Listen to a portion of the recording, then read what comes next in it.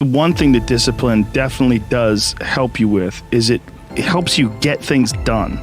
And when you get things done, when you actually do things, you have more success. If you have more success, and sometimes a big part of success is just not being lazy and just doing it. Yeah. That's like 90% of it is just showing up. Get there and start working. Like, you're not going to feel perfect every day.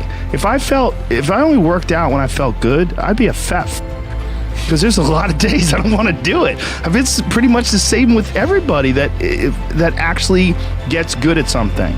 There's got to be those days you push through, and they're probably going to be more numerous than the days you don't. And so the benefit of discipline in my eyes has always been that through discipline I get things done.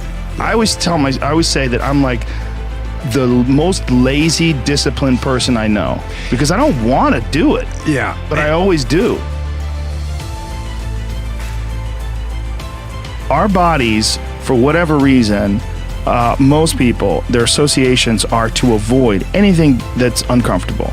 But it's so illogical because when you look at comfort and you look at success and progress and the feelings of accomplishment and of getting past certain hurdles in terms of like how you feel about life, a lot of those are connected to discomfort. Like, discomfort is your friend.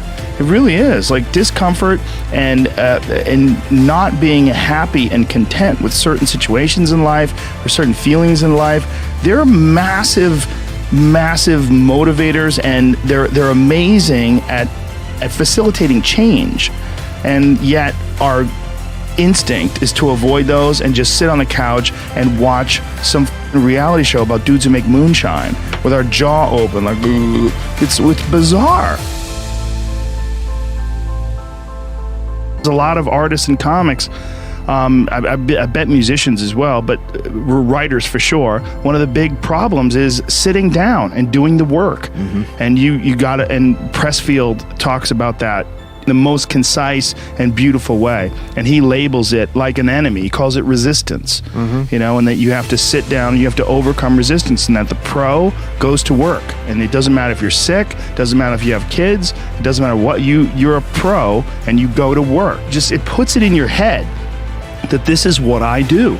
This is what, and you have pride in that. And then when you are in front of that keyboard and you look down the count, it says, I got 1,000 words today. I put 1,000 words in. You're doing the work, and out of that work, gems blossom. Yeah. Little things, but you might have a day where you just write nothing but dog. So what? Show up again tomorrow, and tomorrow out of that dog, the flower will emerge. You never know, and that's the only way to develop real. Like, to really develop your potential 100% in anything.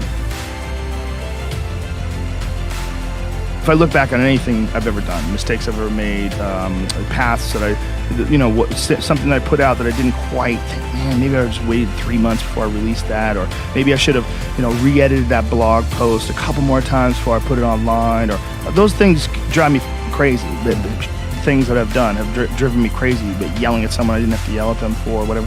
But the most important thing is always for all people to recognize that you're not who you were a year ago. You're not who you were 5 years ago. You're not who you were last week. You're who you are now, and this is the only you have control over. So you gotta regulate how much you dwell on regrets of the past. You really gotta be careful, because it's good to have a little. Because my regrets, whether it's things of professional nature or the very few regrets friendship-wise, which is one thing that makes me very happy. But there's life is strange. There's a lot going on. There's a lot of factors happening in life. But for sure, who I am now wouldn't have ever happened if I didn't fuck up. If I didn't make those mistakes, I wouldn't have understand the importance of friendship and kindness. And if I hadn't been cruel at some point in my life, or someone hadn't been cruel to me, I wouldn't understand the beauty of love. I wouldn't understand the full range of it, because I hadn't felt the sting.